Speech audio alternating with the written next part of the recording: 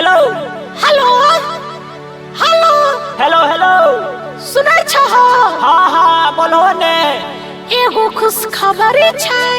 खुशखबरी? कौन खुशखबरी बोल।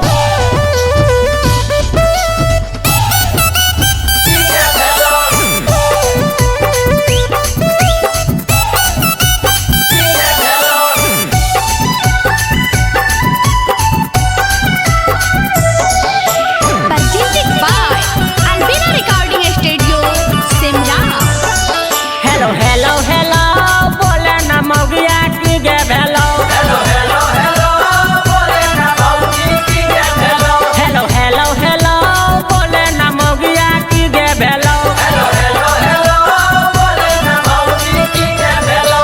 भेलो रे मर्द बबुआ भेलो, सुन के मुंह तोहर कौआ भेलो। हेलो हेलो हेलो जियो के बाहर के ना भेलो। हेलो हेलो हेलो बोले ना मौगी के ना भेलो। हेलो हेलो हेलो ये ना में मौगिया के ना भेलो। हेलो हेलो हेलो बोले ना मौगी के ना भेलो। के ना भेलो। Music by GS Kumar.